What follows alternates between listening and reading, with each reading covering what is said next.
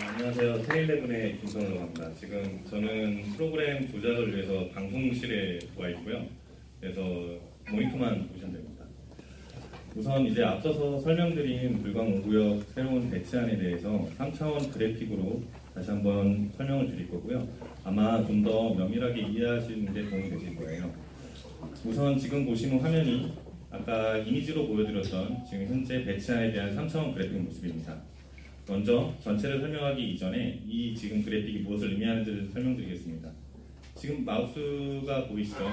이쪽에 보이시는 부분이 불광역에 위치해 있는 거고요. 그리고 지금 화면 왼쪽에서부터 아래쪽으로 내려가는 이 길이 통일로입니다. 그리고 위쪽으로 보이는 조그만 녹색이 불광 근린공원이고, 그리고 오른쪽에 있는 높은 산이 북한산입니다. 지금 해당 모습들은 실제 우리나라 지형을 그대로 그래픽으로 가져온 모습이고요. 그리고 실제 배치된 모습을 실제로 여기 모델링을 올려놓은 층수에 맞춰서 올려놓은 모습입니다. 물론 주변에 있는 건물들도 이성 아파트 보이시죠? 그리고 우측에 롯데캐슬 보이시고요. 그 다음에 불광 초등학교 보입니다. 이렇게 실제 주변 건물에 맞춰서 어떻게 지어질 것인가를 지금 보여드리겠습니다. 자, 보시면은 먼저 설명에 앞서서 전체적인 모습을 다시 한번 움직이는 화면으로 보여드리겠습니다. 불광역에서 단지를 바라보면 다한 것 같습니다. 그리고 서측인 롯데캐슬 측에서 단지를 바라보면 다한 것 같습니다. 그리고 북한산 인근인 북측에서 단지를 바라보면 다한 것 같고요. 불광 근린공원 쪽에서 단지를 바라보면 이렇습니다. 그리고 전체적인 모습을 상공에서 바라보시면 다한 것 같습니다. 자, 보시면 이렇게 어떠한 건물들의 분집으로 오픈 스페이스가 확보된 모습들을 볼 수가 있는데요. 자, 이제 먼저 처음부터 설명을 드리겠습니다. 전체적인 어떠한 형태가 이렇게 이루어져 있는 모습에 대한 이유와 전체적인 단지의 축이 왜 이렇게 형성되어 있는지 이유와 바람길 그 외 오픈 스페이스 등에 대한 설명, 그리고 끝으로 조망이 어떻게 보일지에 대한 모습을 시연해 보이겠습니다. 먼저 스카이라인 부분인데요. 스카이라인은 이제 다른 말로 마천루라고 하고요. 스카이라인은 건물의 끝부분을 이어서 생기는 곡선을 스카이라인이라고 합니다. 스카이라인이 왜 중요하냐면요. 단지같이 저희 이제 불광 5구역같이 단지가 들어설 때 주변 건물들과 얼마큼 조화를 이룰 수 있는가 때문에 스카이라인은 중요하고 건축 심의에서도 중요한 판단 요소가 됩니다.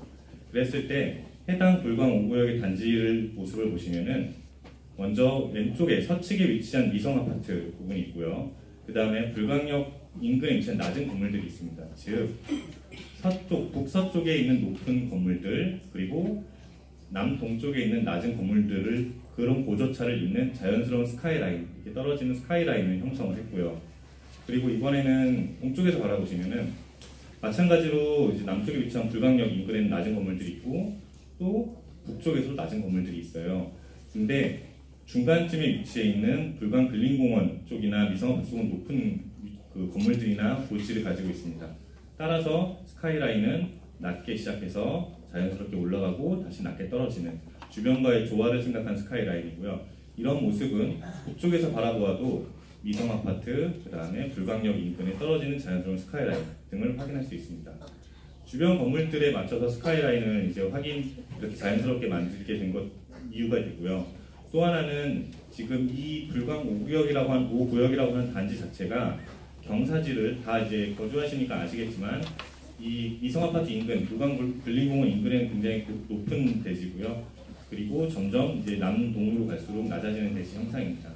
그렇기 때문에 이 스카이라인, 방금 설명드린 스카이라인은 주변 건물들과 어울리는 스카이라인이면서 현재 대지의 형상을 가장 잘 반영한 스카이라인이겠다라는 설명을 드립니다. 그리고 또 하나 스카이라인을 결정하는 것은 법적인 제한 요소 등이 있는데요. 예를 들어서 초등학교 같은 이런 학교 근처에는 병풍처럼 높은 건축물을 들어서는 걸 막습니다. 건축 제한 사항인데요.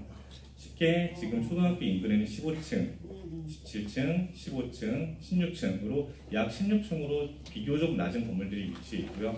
반면에 다른 건물들은 19층, 21층으로 뒤쪽으로 높아지는 형태입니다. 즉 건축적인 제한 사항으로 이러한 스카이라인을 만족을 했다라는 이유가 됩니다. 또 하나는 앞서서 이제 전체적인 배치도를 설명할 때 불광 근린공원과 북한산을 가로지르는 통경 측 오른쪽으로 11층이라는 건축 제한 사항이 있어요. 이 11층은 예를 들어서 이쪽이 24층인데요. 24층부터 11층은 굉장히 2배 이상의 높은 차이잖아요. 이런 거를 자연스러운 스카이라인을 형성하기 위해서 24층부터 20층, 18층, 13층, 11층 이렇게 자연스럽게 떨어지는 층수 계획을 했고요. 이를 통해서 자연스럽게 스카이라인을 형성을 했습니다. 이러한 스카이라인은 결국에는 주변의 어울림과 대지의 형상과 법적인 조건을 만족해서 아름답게 만들어진 모습입니다. 이제 전체적인 모습을 바라보았으니 내부로 들어가서 단지 내부가 어떤 축을 왜 이렇게 가지고 있는지에 대한 설명을 드리겠습니다. 상부에서 단지를 보시면은 좀 특이한 형태를 가지고 있는데요. 자, 불광 근린공원에서 남동쪽을 바라보는 이 축이 하나 보이시죠? 축이라고 하는 거는 이제 해당 건물들의 방향성을 보시면 되는데 방향이 불광 근린공원에서 남동쪽 그리고 북한산에서 남서쪽입니다. 자, 이렇게 왜 이런 방향성을 가지냐 하면요. 단지 계획에서 이제 남향을 바라보는 건 무엇보다 중요합니다. 하지만 불광 5구역 같이 좋은 조망권을 가지고 있는 그 대상지에서는 조망 또한 확보를 해야 됩니다. 따라서 불광 근린공원을 조망으로 확보하면서 남쪽을 바라볼 수 있는 이 축, 이 첫 번째 축이 됐을 거고, 그리고 북한산을 조망으로 바라보면서 남쪽을 확보할 수 있는 이 축, 이게 두 번째 축이 됐을 겁니다. 때문에 그 두 개의 축을 가지고 다음과 같은 단지 배치가 됐을 거고요. 그리고 보시면은 인근에 있는 미성아파트와 비교하겠습니다. 자, 미성아파트 보시면은 이렇게 그리드라고 이제 격자무늬로 반복되는 패턴이 있어요. 사실 이게 아름답다라고 이제 생각을 하시는 분도 있겠지만 요즘같이 다양성이나 디자인적인 측면에서 저는 개인적으로 아름답다고 느껴지지는 않는데요. 신기한 거는 브랜드 아파트라고 하는 롯데캐슬도 이렇게 그리드로 반복적인 패턴을 보입니다. 하지만 저희 단지는 이렇게 그 두 개의 유리한 축을 가지면서도 단지의 다양한 다양성들이 보입니다. 이러한 다양성들은 서두에 설명드린 자연스러운 스카이라인과도 어울릴 거고 나중에 설명드릴 오픈 스페이스와도 연관이 있습니다. 즉 이러한 축과 이러한 결과물로 오픈 스페이스 결과물로 다음과 같이 형태가 됐는데요. 자, 그러면은 그 축을 형성했던 이유 첫 번째, 채광 아무래도 중요하시잖아요. 여기서 거주하셔야 되니까. 자, 남쪽에서 바라본 모습입니다. 남쪽에서 바라본 모습을 보시면은 아까는 스카이라인을 설명드렸지만 이번에는 이 하늘색 모습을 봐보세요. 이 하늘색이라고 하는 모습들은 건물에서 채광창이 생길 부분들입니다. 즉 남쪽을 바라보는 채광창이 이렇게도 많다는 뜻이에요. 여기서 중요시 생각하셔야 될 것은 이쪽 건물은 15층이고 이쪽 건물은 19층이기 때문에 이렇게 더 많은 하늘색이 보인다는 겁니다. 쉽게 비교해서 오른쪽에는 롯데캐슬을 보겠습니다. 자, 롯데캐슬은 앞쪽에도 남쪽이라고 볼 수 있고 뒤쪽에도 남쪽이에요. 하지만 이렇게 일정한 스카이라인을 가지고 있으면은 이 앞동에 가려서 뒷동은 남쪽이 아니죠. 자, 유리한 스카이라인과 고저차를 가지고 남쪽의 축을 좀 더 적극적으로 활용하는 모습을 확인하실 수 있습니다. 의문이 드시는 부분이 있을 거예요. 이 하얀색, 전부 다 파란색이 아니고 하얀색이 있네라고 생각하시는 부분이 있는데 이 하얀색은 건물의 사이드면, 측벽이라고 하는 부분인데요. 당연히 하늘색이 아니기 때문에 채광창이 아닙니다. 그러면 이 하얀색이 있는 건물들은 남쪽에 채광창이 없냐? 그것이 아니고요. 하얀색의 건물을 유심히 봐보세요. 자, 이 건물을 봐보겠습니다. 여기 21층짜리 건물, 이 건물을 보고 돌리면은 자, 이쪽으로 채광창이 열려있죠. 자, 남서쪽으로 채광창이 열려있습니다. 아까는 남동쪽에서 바라봤고 이번엔 남서로 바라봤습니다. 아까 애초에 처음에 건물을 설계할 때 두 축이 북한 근린공원과 이 두 축이었기 때문에 이쪽에 남쪽, 이쪽에 남쪽. 그래서 모든 세대에서 남쪽을 바라볼 수 있도록 계획을 했다라는 게 이제 첫 번째 큰 특징이고요. 두 번째는 이제 축에 설명할 때 조망, 해당 단지의 우수한 조망을 설명드렸습니다. 자, 조망을 보시면은 불광 근린공원에서 조망을 보시면은 자, 이렇게 똑같이 하늘색이 많이 보입니다. 당연히 북쪽이기 때문에 채광창은 아닐 거예요. 하지만 조망을 바라볼 수 있는 창들이에요. 즉, 불광 근린공원 방향으로 이렇게 많은 창들이 열려 있다. 같은 이유로 하얀색으로 측벽으로 보이는 요소들을 보시면은 돌리면은 이 부분들은 북한산을 바라보고 있는 요소들입니다. 즉, 정리하면 처음에 이 단지의 특성상 만들어진 이 두 축을 가지고 채광에 유리한 남쪽 그리고 남서쪽 그리고 조망에 유리한 불광 근린공원 방향, 북한산의 방향을 만족했다라고 하는 것을 보실 수가 있습니다. 자, 이번에는 좀 더 단지의 안으로 들어가 보겠습니다. 자, 앞서 정재희 교수님께서도 바람길에 대한 설명을 드렸는데요. 자, 바람길이라고 하는 것은 단지 내에 바람이 얼마나 통할 수 있느냐에 한 길이입니다. 말 그대로 바람이 지나는 길이죠. 그 바람이 지나는 통로는 단지 내에 있는 정체되어 있는 공기를 만들지 않아요. 만약에 단지 내에 공기가 정체해 있다면 오염된 공기가 들어왔을 때 정체해 있을 거고 더운 공기가 들어왔을 때도 정체해 있을 거예요. 그러면은 오염된 공기는 계속 오염이 될 거고 정체된 공기를 만들면은 여름에는 더울 겁니다. 하지만 해당 단지는 지금 보시는 바와 같이 남쪽에서 북쪽까지 열려 있습니다. 이렇게 열려 있는 큰 통로는 바람길로서 단지 전체의 공기 흐름을 원활하게 하죠. 때문에 정체되어 있는 공기를 만들지 않고 항상 열려 있는 공기를 이제 만들어줍니다. 또 하나의 특징으로는 풍경축인데요. 불광 근린공원에서 북한산을 바라보는 이 풍경축입니다. 자, 이 풍경축에 지금 이제 스케일의 규모가 없기 때문에 잘 모르시겠지만 이동과 이동 사이의 거리가 약 20m예요. 20m는 엄청나게 긴 길이죠. 그랬을 때 이 전체 풍경축의 이 넓이는 굉장히 큰 오픈 스페이스입니다. 그래서 풍경축은 이 두 녹지를 잇는 시야적, 물리적 축으로서 활용됨과 동시에 단지에 있는 큰 오픈 스페이스로 활용이 될 것입니다. 또한 앞서 설명드린 바람길과 풍경축은 단지 전체의 균형감을 가지는 조경의 축으로 활용될 수 있습니다. 세 번째 단지의 내부에 대한 설명인데요. 아까 이제 교수님께서 축에 대한 설명할 때 이 부분도 설명해 주셨는데 이 부분이 지금 단지의 주출입구예요. 주출입구에서 단지를 바라보게 되면 자, 건물이 열려있는 이 건물과 이 건물 사이에 열려있는 게 보이시죠? 자, 만약에 주출입구에 누군가가 이 단지를 방문을 했을 때 용적률을 꽉 채운다고 무조건 건물을 높게 올렸다. 그래서 앞에 건물이 꽉 막혔다. 그럼 단지에 대한 인상도 좋지 않을 거고 단지를 들어가고 싶지 않을 겁니다.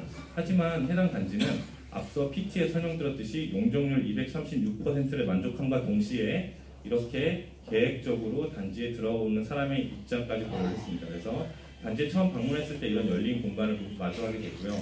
그리고 더 중요한 것은 이 열린 공간은 그냥 건물만 열려 있는 게 아니라 이렇게 넓은 땅으로 오픈되어 있습니다.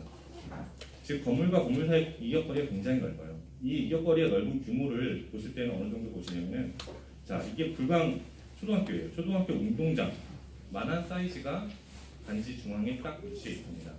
이렇게 위치해 있는 거는 단지 중앙에 커뮤니티 시설로 들어갈 것이고 아까 제가 잠깐 설명드렸지만 모든 건물에 이런 오픈 스페이스가 있잖아요. 오픈 스페이스, 풍경축에 대한 오픈 스페이스도 있을 거고 그랬을 때 이 중앙의 큰 중앙 광장을 중심으로 각각의 오픈 스페이스들은 다양한 커뮤니티 시설이 배치가 될 것이에요.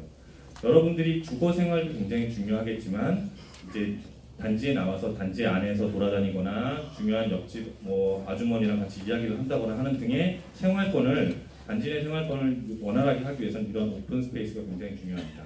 그것 또한 충분히 만족했다라는 모습을 확인하실 수 있습니다. 자, 그리고 이번에는 조망에 대한 말이 많이 나왔는데 그래픽적으로 보여주기도 하는데 실제 조망은 어떨까에 대한 모습을 한번 보여드리겠습니다. 자, 조망을 먼저 이제 불광 근린공원 쪽의 조망을 확인시켜 드리겠습니다. 해당 프로그램은 이제 조망이 가능한 솔루션이고요. 만약에 클릭을 하고 이렇게 보시면은 자, 아까 불광 근린공원을 바라보고 있는 건물의 조망입니다. 많은 녹지와 확 트인 시야각을 확보를 할 수 있습니다. 불광 근린공원. 그래서 이런 중요한 요소를 확보를 해서 꼭 축에 담아야 했고요. 이번에는 북한산 쪽을 바라보겠습니다. 북한산을 바라보고 있는 세대의 조망을 확인을 하면요. 다음과 같이 아주 아름다운 북한산의 산자락을 보실 수가 있습니다. 물론 앞에 있는 건물들도 보이지만 아까 오픈 스페이스로 건물과 건물 사이 이격거리가 충분하다고 하셨잖아요. 이게 이제 그래픽이라서 이렇지 실제로 보시면 이 앞동의 건물이 굉장히 이격거리가 넓습니다. 그래서 앞동에 답답함이 없이 조망을 보실 수 있는 배치안이라고 할 수 있습니다. 자, 두 개의 조망은 이제 북쪽을 향하고 있는 조망인데요. 아까 남쪽에 대한 조망을 한 번 더 볼까요? 남쪽은 채광으로도 유리한데 조망으로 또한 유리합니다. 그 이유가 이게 스카이라인과도 연관이 있는데요. 스카이라인이 북쪽에서부터 남쪽으로 흘러내리는 스카이라인이기 때문에 당연히 뒤쪽이 앞쪽 건물보다 높기 때문에 그 높은 층은 남쪽으로 열린 조망을 가지고 있습니다. 그래서 보시면은 엄청난 조망을 보시게 되는데요. 좀 움직여서 해도 이렇게 들어오고 탁 트인 공간으로 아름다운 동들 배치. 이제 여기는 그래픽으로 표현이 안 돼 있지만 실제로는 여기 조경과 다양한 이제 편의 시설들이 배치가 되어 있겠죠. 그래서 그런 모습들과 함께 이러한 수려한 아름다움을 보실 수 있습니다. 자, 여기까지 설명을 드린 거고 요약을 드려서 한마디로 정리를 하자면 이렇습니다. 단지 계획을 할 때 당연히 사업성과 디자인이 굉장히 중요한데요. 사업성은 앞에서 숫자로 말씀드렸습니다. 분양 세대 2011세대에서 2086세대가 됐고요. 용적률 233%에서 236%가 있습니다. 참고로 용적률이 236%가 맥시멈이에요. 그래서 지을 수 있는 최대를 지었다. 그리고 만들 수 있는 최대를 만들었다가 되고요. 그와 동시에 대지의 형상과 주변 건물과의 조화를 통한 아름다움을 스카이라인으로 구현을 했고 채광과 조망을 확보할 수 있는 축을 만들어서 건물을 배치를 했으며 바람길을 잘 통하게 해서 쾌적성을 증대를 했고 건물과 건물 간의 충분한 이동거리를 통해서 오픈 스페이스를 만들어서 커뮤니티의 활성화를 도모했다라고 정리할 수 있습니다. 자, 이상으로 발표를 마치겠습니다.